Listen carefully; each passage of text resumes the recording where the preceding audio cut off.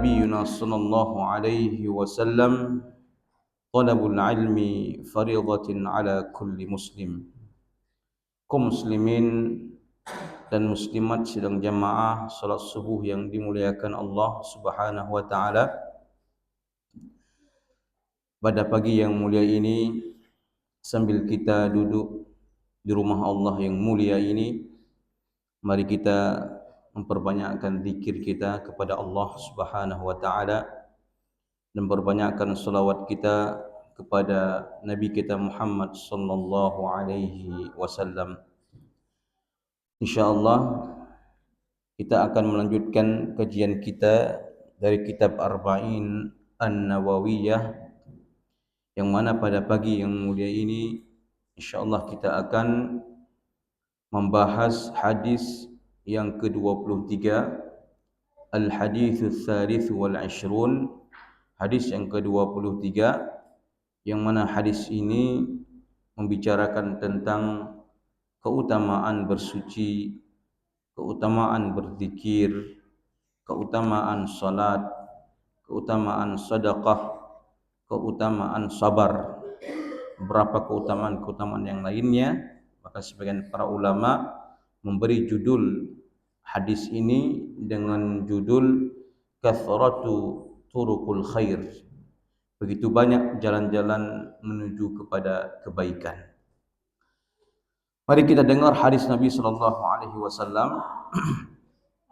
An Abi Malik Al-Harith bin Asim Al-Ash'ari radhiyallahu anhu qala qala Rasulullah sallallahu alaihi wasallam at-tuhuru syatrul iman walhamdulillahi tamla'ul mizan wa subhanallah والحمد لله تملأان أو تملأ ما بين السماء والأرض والصلاة نور والصدقة برهان والصبر ضياء والقرآن حجة لك أو عليك كل الناس يغدو فبائع نفسه فمعتقها أو موبقها رواه مسلم.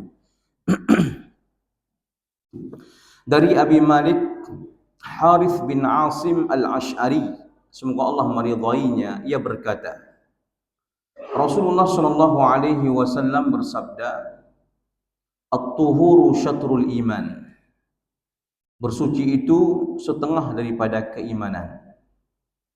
Walhamdulillah, dan kalimat alhamdulillah tamla'ul mizan, ia akan memenuhi timbangan. Wa subhanallah walhamdulillah tamla'ani atau tamla'u ma bainas sama'i wal ardh. Kalimat subhanallah walhamdulillah, kedua-duanya atau salah satu darinya, dia akan memenuhi apa yang ada di antara langit dan bumi.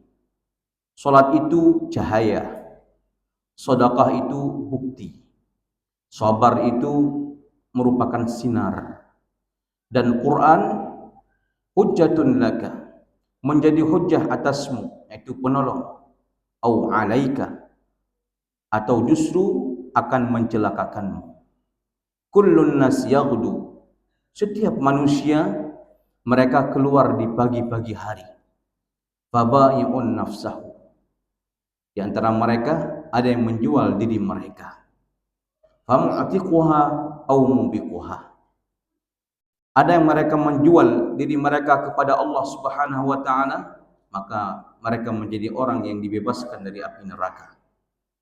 Au mubiquha, atau menjual dirinya kepada syaitan-syaitan sehingga mereka mubiquha, terjerumus ke dalam neraka jahanam, wal a'yadu billah. Kaum muslimin dan muslimat sedang jamaah salat subuh yang dimuliakan Allah Subhanahu wa taala, hadis ini hadis yang diriwayatkan oleh sahabat Nabi yang bernama Malik bin Harith Al-Asim Al-Ash'ari. Kalau kita buka kitab-kitab syiar para ulama, maka hanya sedikit terjemah atau biografi yang berbicara tentang sahabat yang mulia ini, yaitu Malik bin Haris al-Asim al-Ash'ari. Meskipun kita tahu bahwasalnya dia merupakan disebutkan seorang yang sangat gemar di dalam menyeru kepada kebaikan. Akan sebelum beliau wafat, beliau senantiasa menyeru orang-orang itu menuju kepada kebaikan. Tentu kalau kita berbicara tentang masalah asal daerahnya, maka dia berasal dari suatu kabilah yang dikenal dengan kabilah Asy'ari.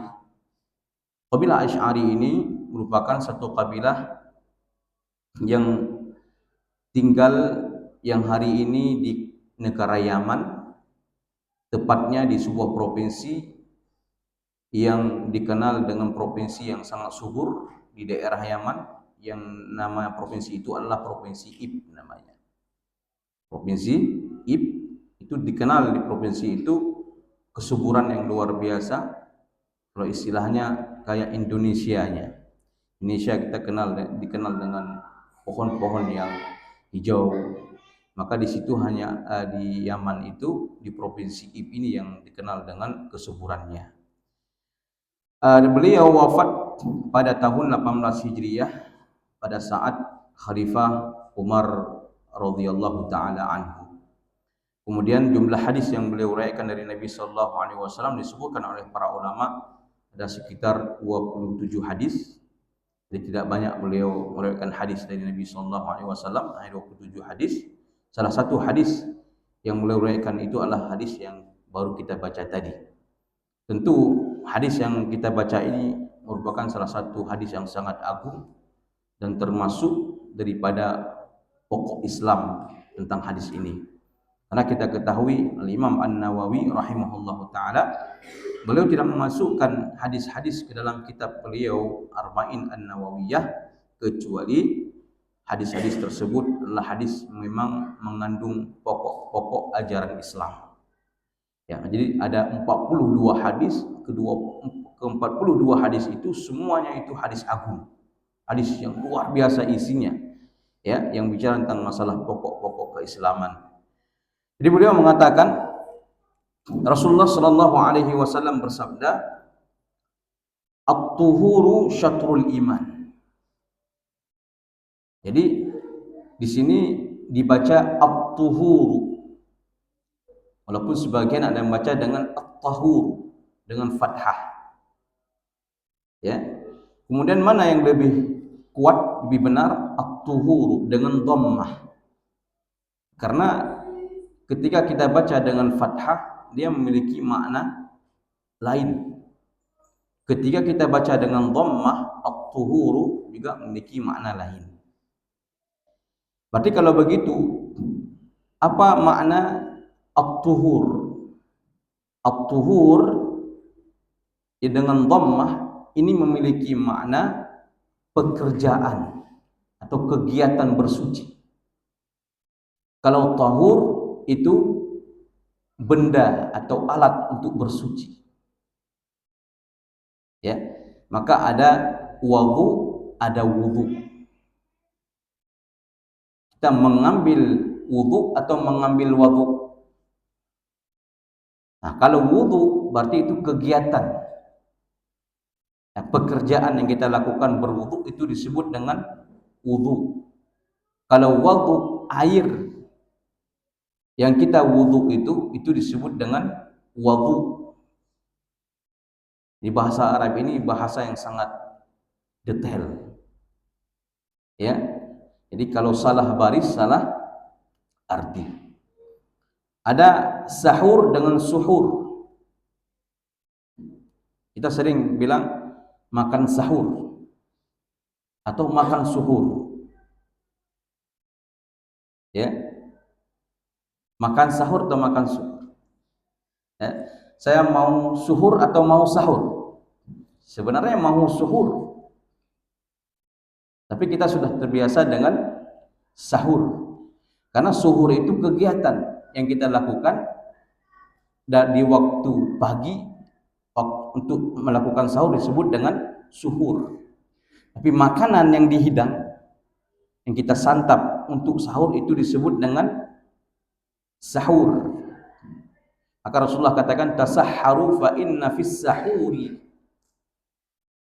Sahurlah karena pada sahur, maksudnya di mana? Karena pada makanan sahur itu terdapat keberkahan. Rasulullah katakan fa inna fis sahur, bukan fis suhur.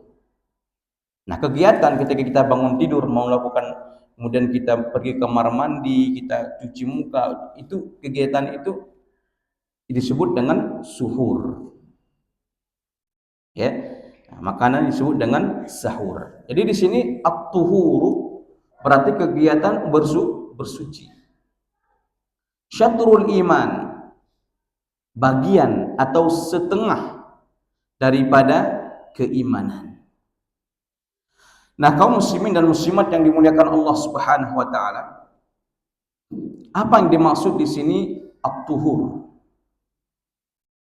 Ada banyak pendapat para ulama tentang maksud at-tuhur di sini.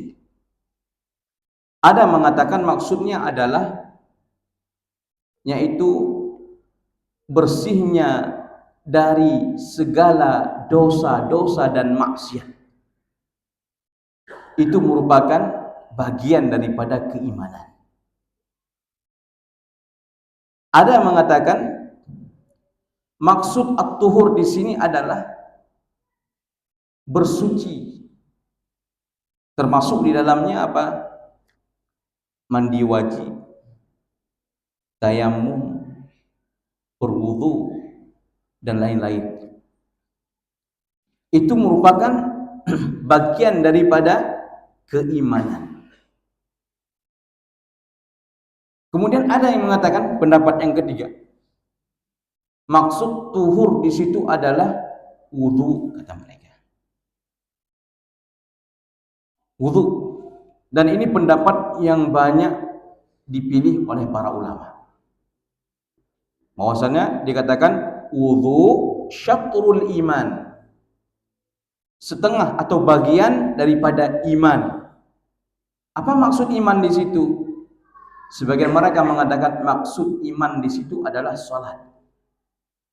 Karena iman juga bisa diartikan dengan salat. Mana dalilnya? Kan gitu. Dalam Al-Quran jelas sekali. Ketika umat Islam pada saat itu sebelum diperintahkan untuk menghadap ke Ka'bah, umat Islam terlebih dahulu kiblatnya kemana?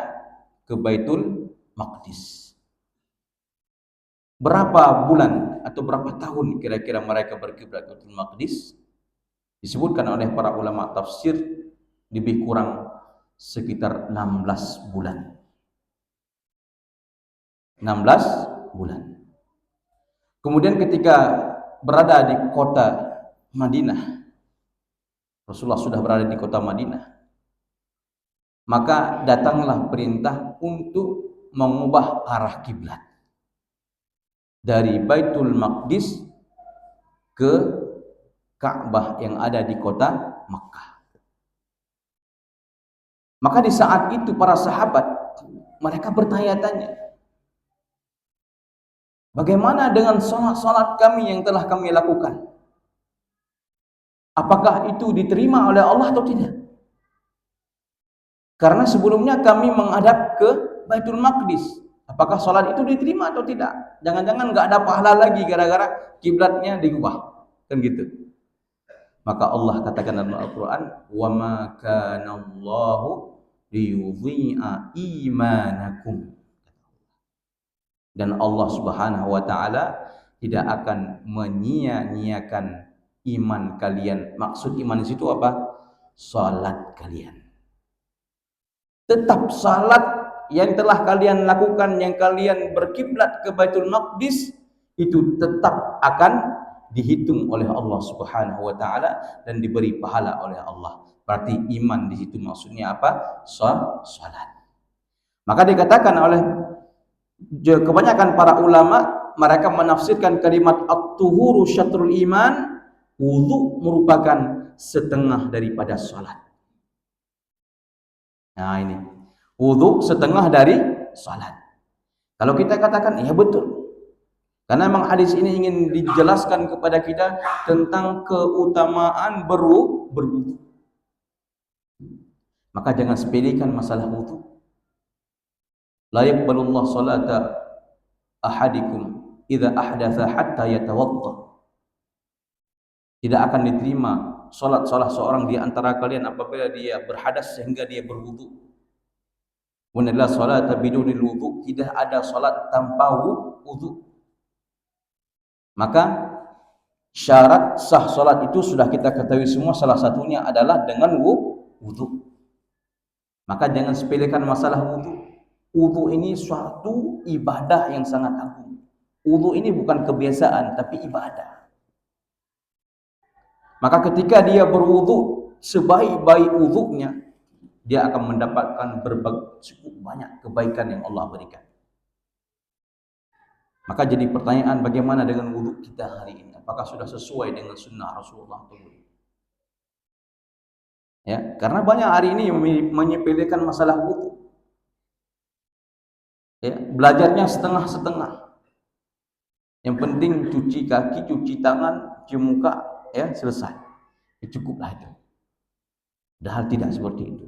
Wudu ini mempunyai yaitu keutamaan yang luar biasa yang disebutkan oleh Nabi sallallahu alaihi wasallam dalam banyak hadis-hadisnya. Maka saya akan bacakan beberapa keutamaan yang disebutkan oleh para ulama kita tentang masalah wudu. Apa di antara keutamaan wudu?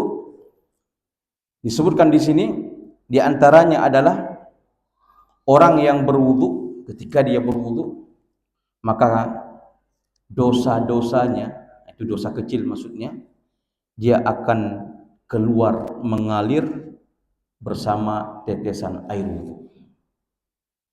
Ini berdasarkan hadis Nabi sallallahu alaihi wasallam yang diriwayatkan oleh Imam Muslim dari Abu Hurairah. Jadi enggak bisa gitu baca hadisnya karena panjang hadisnya. Nah, kemudian di antara keutamaan selanjutnya, orang yang senantiasa menjaga wudu, maka dia itu dikategorikan sebagai orang yang memiliki kesempurnaan iman. Kata Rasulullah SAW, "Wala yuhafidh 'alal wudu'i illa mu'min." Tidak ada orang yang menjaga wudu kecuali dia adalah seorang mukmin. Maksud menjaga wudu bagaimana? Menjaga bagaimana dia melakukan wudu dengan benar. Termasuk menjaga wudu adalah ketika dia itu berhadas, dia itu senantiasa melakukan wudu. Jadi hadas wudu. Jadi tidak pernah terlepas darinya itu atau terputus darinya itu kegiatan yang namanya wudu. Selalu dalam keadaan bersuci. Makan dalam keadaan berwudu, tidur dalam keadaan berwudu, bermain bahkan dalam keadaan berwudu, ngobrol bercanda dalam keadaan berwudu. 24 jam dia berwudu, kecuali dalam keadaan tidur. Karena tidur tidak tahu apakah dia itu berhadas atau tidak, kan gitu. Tapi rata-rata berhadas ketika tidur. Baik, kemudian di antara keutamaan wudu juga, wudu itu dapat orang yang menyempurnakan wudu di saat kondisi menyulitkan, maka dia bisa menghapuskan dosa dan meningkatkan derajat seseorang. Jadi wudu ini dapat menghapus dosa dan mengangkat derajat seseorang. Nah, kalau kita ingin diangkat derajat oleh Allah, ya jaga wudu dengan baik. Ya. Maka dalam hadis Rasulullah SAW, Rasulullah bersabda, "Ala adullukum ala ma yamhullah bihil khataya wa yarfa'u bihid darajat." Maukah kutunjukkan kepada kalian apa-apa yang dapat menghapuskan dosa-dosa dan mengangkat derajat? Qalu bala ya Rasulullah. Mereka menjawab, tentu wahai Rasul sallallahu alaihi wasallam. Kata Rasulullah, isbaghul wudu 'alal makarih. Yaitu Rasulullah SAW katakan, sempurnakan wudu di saat kalian itu merasa kesulitan. Kemudian ini salah satu keutamaannya. Kemudian apa keutamaan yang lainnya? Air bekas wudu yang kita tempel atau kita alirkan di tubuh kita ini, kelak tubuh kita ini akan bercahaya, bercahaya karena air wudu itu. Ya, akan bercahaya. Kapan cahayanya? Di akhirat kelak. Ya, maka jangan jangan tanggung-tanggung ketika berwudu. Kenakan air. Ya, ada sebagian orang takut rambutnya rusak dan gitu. Sehingga ketika dia berwudu, ia membasuh atau mencuci rambutnya hanya sekedar saja. Kenapa? Takut rusak rambutnya. Ya, padahal kalau dia sapu seluruh rambutnya dengan air wudu, kelak dia akan datang pada hari kiamat dengan membawa cahaya. Ya. Kemudian kata Rasulullah SAW juga dalam hadis yang lainnya, di antara keutamaan wudu adalah ketika seseorang berwudu, kemudian dia itu melakukan istinsyaq dan istinthar, memasukkan air ke dalam hidung, kemudian dia keluarkan air dalam hidung itu, maka itu dapat mengusir syaitan. Mengusir syaitan. Ya, maka kenapa Ustaz? Saya kalau lagi sholat itu selalu rasa ngantuk. Mungkin wudu kita salah. Kenapa? Di saat wudu enggak ada istinsyaq. Sehingga syaitan itu masih tersisa duduk di hidung kita. Tapi coba lakukan istinsyaq dengan benar, dihirup. Ya, kemudian dikeluarkan. Saat itu syaitan, kata Rasulullah SAW, itu dia akan keluar. Kata Rasulullah SAW, "Idza sayqadha ahadukum min manamihi falyatawadda falyansathir thalathan fa inna syaitanu yabitu ala khayshumihi." Jika ada salah seorang di antara kalian bangun dari tidurnya, kemudian dia berwudu, hendaklah dia mengeluarkan air dari hidungnya sebanyak 3 kali, karena syaitan itu bermalam di rongga hidungnya. Masalah subuh, ngantuk lagi salat, ya. Alasan imam panjang salat bacaannya, padahal memang dia ngantuk. Ya, nah itu. Jadi bagaimana cara salah satu menghilangkan ngantuk? Wudu yang benar. Lakukan istinsyaq, hirup kemudian keluarkan. Ya. Kemudian di antara keutamaan lainnya disebutkan, barang siapa yang berwudu dengan sempurna, kemudian dia salat 2 rakaat dengan khusyuk, maka Allah akan mengampuni dosanya dan akan masukkannya ke dalam syurga Allah. Ini dalam hadis Humran Maula Utsman. Kalau kita baca hadis Umran Maula Utsman ini merupakan salah satu hadis yang sangat lengkap yang mengajarkan kepada kita tentang tata cara wudhu Nabi SAW. Ya, jadi dikenal kalau ingin belajar wudhu, baca hadis Umran Maula Utsman.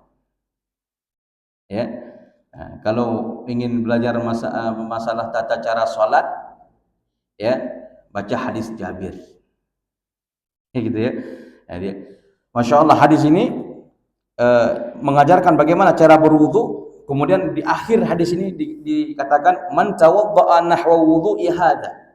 Barang siapa yang berwudhu seperti wudhuku ini, thumma qama, kemudian dia itu bangun untuk melakukan salat, faraka'a rak'ataini, kemudian dia itu melakukan rukuk 2 kali, la yuhaddits fihi ma nafsahu, dan dia itu tidak membuat hadas setelahnya, ghufira lahu ma taqaddama min dzambihi, maka dia itu akan diampuni dosanya yang telah lalu.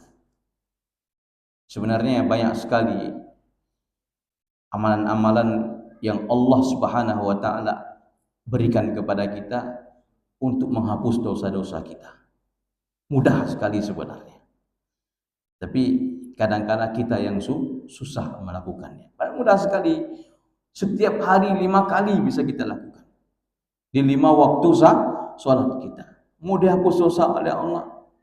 Ya, wudu yang benar, kemudian salat 2 rakaat dengan khusyuk, dihapus dosa yang telah lalu. Kemudian jemaah dimuliakan Allah Subhanahu wa taala, kemudian dalam hadis yang lainnya Orang yang terbiasa dengan berwudu, kemudian dia melakukan salat sunnah setelahnya, maka insya Allah dia akan dimasukkan ke dalam surga Allah Subhanahu wa taala. Ini kebiasaan yang dilakukan oleh Bilal bin Rabah. Bilal bin Rabah itu sebagaimana pernah kita katakan, sebelum dirinya masuk surga, itu sandalnya itu sudah masuk surga. Ya, sebelum orang yang masuk surga, sandal sudah masuk surga. Rasulullah SAW ketika beliau masih hidup, bahkan mendengar suara sandalnya Bilal di dalam surga. Ternyata apa rahasianya? Bilal itu selalu menjaga wudhu. Kemudian setiap dia berwudhu, setelah berwudhu, dia lakukan salat sunnah 2 rakaat dengan niat salat sunnah wudhu. Itu cuma dilakukan. Tapi sandalnya sudah masuk duluan ke surga sebelum orangnya. Ya. Baik. Kemudian ada beberapa lagi di antara keutamaan berwudu, maka orang yang berwudu, setelah ia berwudu, dia bacakan asyhadu an la ilaha illallah wa anna muhammadan abduhu wa rasuluh. Asyhadu an la ilaha illallah wa anna muhammadan abduhu wa rasuluh. Apa kata Rasulullah? Menyebabkan akan dibukakan pintu surga yang 8 baginya. Kemudian ditambah oleh Imam At-Tirmidzi, Allahumma ja'alni minat tawwabina wa ja'alni minal mutatahhirin. Itu dibuka baginya pintu surga yang 8. Karena jumlah pintu surga itu ada 8. Mudah sekali. Dengan wudu, baca doa setelah wudu. Baik. Kemudian terakhir jemaah dimuliakan Allah Subhanahu wa taala, di antara keutamaan berwudu, orang yang senantiasa menjaga wudunya, maka insya Allah orang itu akan senantiasa didoakan ampunan oleh para malaikat Allah Subhanahu wa taala. Jadi itu beberapa keutamaan yang disebutkan oleh para ulama dalam kitab mereka tentang masalah wudu. Maka oleh sebab itu sepantasnya kita menjaga wudu kita dengan baik. Kemudian Rasulullah SAW bersabda, walhamdulillah, dan kalimat alhamdulillah tamla'ul mizan. Kalimat ini akan memenuhi timbangan-timbangan. Ini lagi mudah lagi. Susah enggak ucapkan alhamdulillah? Tidak. Alhamdulillah, alhamdulillah, alhamdulillah. Apa faedah kata Rasulullah? Tamla'ul mizan. Kalimat itu akan memenuhi timbangan-timbangan. Kemudian wa subhanallah walhamdulillah, dan kalimat subhanallah dan alhamdulillah kedua-duanya atau salah satunya. Ini menunjukkan ada keraguan pada perawi hadis ini dari sahabat Nabi. Apakah kedua-dua kalimat itu atau salah satunya? Ya, maka disebut autamla'u, atau salah satunya. Memenuhi apa-apa yang ada di antara langit dan bumi. Ini terdapat juga keutamaan zikir apa? Zikir subhanallah walhamdulillah. Ya, ini bagaimana kita dengan kalimat alhamdulillah hari ini? Kalimat alhamdulillah saja itu memenuhi timbangan kita. Dan kita membutuhkan timbangan nanti di akhirat. Timbangan yang ringan atau timbangan yang berat? Tentu timbangan yang berat. Ya. Karena barang siapa timbangannya yang berat, dia akan beruntung di akhirat. Tapi kalau seandainya timbangannya itu ringan, berarti amalnya sedikit, dia akan menjadi orang yang merugi. Maka salah satu amalan yang bisa memberatkan timbangan kita nanti di akhirat itu adalah memperbanyakkan mengucapkan kalimat alhamdulillah. Alhamdulillah, alhamdulillah, alhamdulillah. Apa makna alhamdulillah? Segala puji bagi Allah. Jadi alhamdu itu pujian yang sangat sempurna. Itu disebut dengan alhamdu. Pujian yang sempurna, yang pujian tersebut disertai dengan kecintaan dan pengagungan. Itu disebut dengan alhamdu. Maka kita diajarkan memperbanyak untuk mengucapkan alhamdulillah, ya kan? Coba surah Al-Fatihah itu dimulai Bismillahirrahmanirrahim, langsung alhamdulillahirabbil alamin. Ya kan? Coba ketika Rasulullah SAW membuka majlisnya, itu apa yang Rasulullah mulai? Innal hamda lillah. Ada kalimat hamdulillah. Karena memang hamdu itu pujian yang sempurna. Ada pujian lain, ya, yang mana pujian itu pujian biasa, tidak sampai kepada pujian yang dalamnya mengandung kecintaan dan pengagungan. Disebut dengan madah, al-madhu. Maka bagi manusia bisa ana amdahuka katsiran. Bisa kita katakan, saya memujimu sangat banyak. Arti pujian yang kita puji itu pujian biasa. Di dalamnya tidak ada unsur keagungan dan kecintaan. Sama ketika kita katakan ana ahmaduka katsir, ini enggak boleh, karena hamd itu hanya untuk Allah. Jadi kalimat hamdu itu hanya untuk Allah. Karena kenapa? Ketika kita katakan hamdu ini berarti dalamnya kita memuji tapi disertai dengan kecintaan dan pengagungan di dalamnya. Maka ketika kita katakan alhamdulillah, kita selalu memuji Allah Subhanahu wa taala, kita di dalamnya mengandung cinta kepadanya, mengandung pengagungan kepadanya. Maka seluruh pujian-pujian itu terkumpul dalam kalimat alhamdulillah. Seluruh pujian dalam kalimat alhamdulillah. Kemudian dikatakan wa subhanallah walhamdulillah. Kalimat subhanallah, alhamdulillah juga. Jadi kalimat subhanallah ini juga kalau ingin diberatkan timbangan kita oleh Allah nanti di akhirat, perbanyakkan ucapkan subhanallah. Karena ketika kita ucapkan subhanallah berarti apa? Kita telah mensucikan Allah Subhanahu wa taala dari segala kekurangan dan aib-aib Allah. Dan Allah tidak memiliki kekurangan, tidak aib, tapi kita sucikan Allah dari segala kekurangan. Maka Allah sangat cinta kepada orang yang senantiasa mengucapkan kalimat ini. Karena dalam hadis yang lainnya, kalimatani khafifatani thaqilatani fil mizan habibatani indar rahman subhanallah wa bihamdi. Dua kalimat sangat ringan diucapkan oleh lisan kita, tapi sangat berat di timbangan Allah Subhanahu wa taala dan sangat dicintai oleh Allah dua kalimat itu. Apa?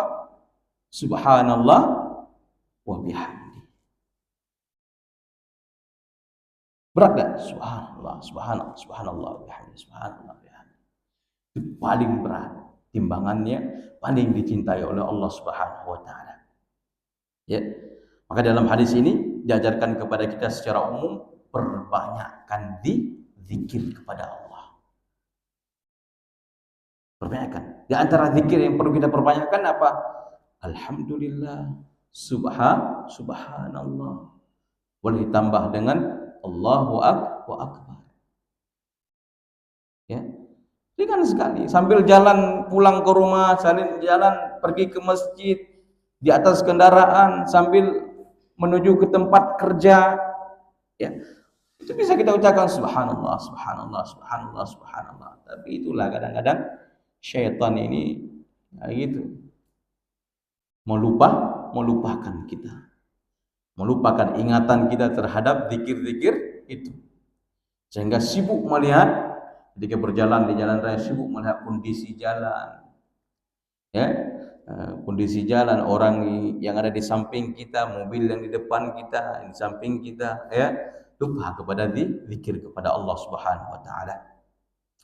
Kemudian dikatakan oleh Rasulullah sallallahu alaihi wasallam, was-salatu nur. Nah ini. Dan salat adalah cahaya. Salat adalah cahaya. Cahaya di mana salat itu?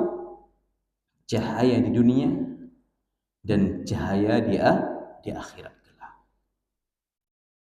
Bagaimana salat itu menjadi cahaya di dunia? Salat itu akan menjadi cahaya di dunia. Maka karena salat tersebut akan senantiasa memberi petunjuk kepada orang yang mengerjakannya. Ya, maka cahaya ini salat ini dapat memberi petunjuk. Petunjuk itu cahaya.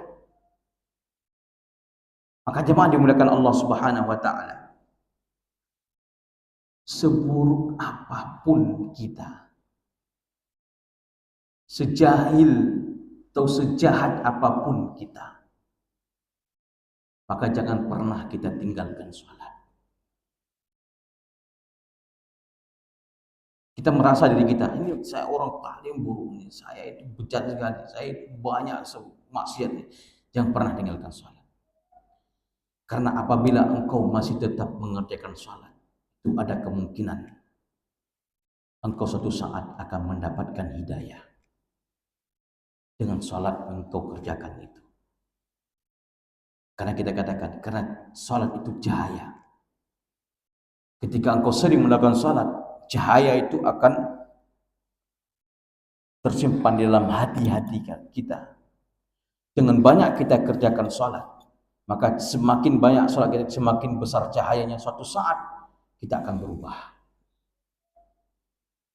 Maka kalau ada orang yang kita lihat misalnya, atau anak kita, abang kita, saudara kita, kalau kita lihat dia itu suka buat maksiat, dan maksiat yang dia kerjakan itu sangat susah untuk dilepaskan, maka jangan lupa nasihati mereka dengan nasihat. Yang penting jangan lupa salat. Paham tak? Nasihat. Kalau kita nggak berani menasihati maksiat yang dilakukan selain sholat itu, meninggalkan sholat tadi, ya penting kita lakukan. Bang, abang silakan buat suka abang, tapi bang tolong ya, jangan tinggalkan sholat bang. Karena kenapa? Karena kalau dia mau mendengar nasihat itu terus dia salat, meskipun maksiat terus dia jalan, itu bisa satu saat dengan sholat yang dilakukan itu dia akan berubah. Karena salat cahaya. Ya, salat. Maka dalam hadis Nabi sallallahu alaihi wasallam diriwayatkan oleh Imam Ahmad dalam sanad yang jayyid, kata Rasulullah SAW, man yuhafidhu 'alaiha, barang siapa yang menjaga salatnya, fakana lahu nurun wa burhan, maka baginya itu akan mendapatkan cahaya dan akan mendapatkan bukti yang nyata, kejujuran. Ya. Kemudian wa man lam yuhafid 'alaiha, barang siapa yang tidak menjaganya dengan baik, maka dia kelak akan dikumpulkan, kata Rasulullah, bersama Fir'aun, bersama Qarun, bersama Haman dan Ubay bin Khalaf. Ini orang enggak salat. Ya, akan dikumpulkan dengan Fir'aun, dikumpulkan dengan Haman, dikumpulkan dengan Qarun, dikumpulkan dengan Ubay bin Khalaf nanti di akhirat. Nah, kenapa dengan Fir'aun? Kan gitu. Nah, ini bagi yang dia tinggal sholat karena kekuasaannya. Diangkat jadi gubernur nggak sholat lagi. Diangkat jadi camat lupa sholat. Paham tak? Nah, kalau seandainya karena kekuasaannya dia meninggalkan sholatnya, orang itu kalau mati besok dikumpulkan sama Fir'aun. Tinggal sama Fir'aun. Nah, kalau orang yang lalai dengan hartanya, lalai dengan hartanya. Karena hartanya yang banyak, sibuk ngurus harta ke sana ke sini, lupa salat. Gitu ya. Sama siapa dikumpulkan sama Qarun. Ya.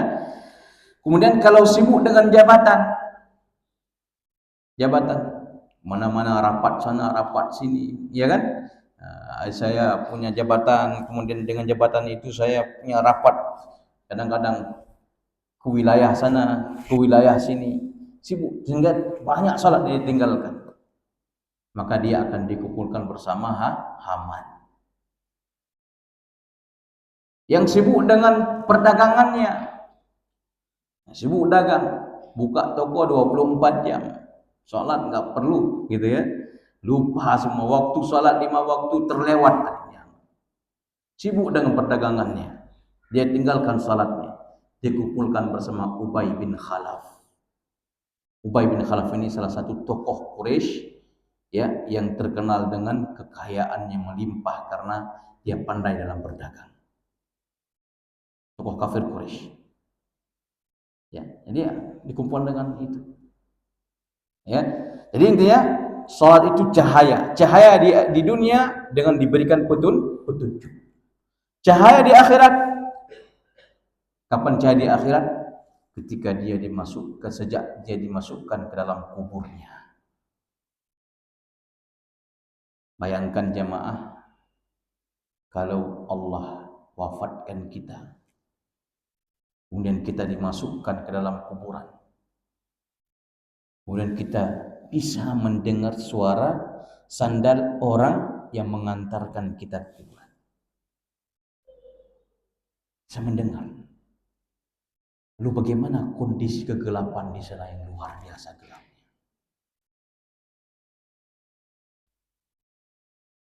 Berteriak, gak ada yang bisa mendengar kita.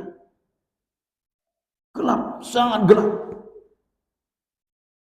Maka bagaimana solusinya agar kita nanti di sana dalam keadaan terang benderang?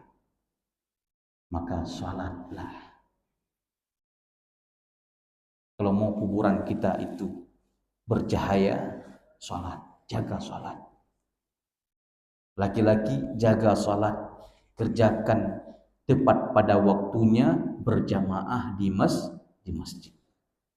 Perempuan walaupun tidak dianjurkan salat di masjid, kalau dia salat di rumah, jaga waktunya, tepat pada waktunya. Jangan undur-undurkan waktu salat.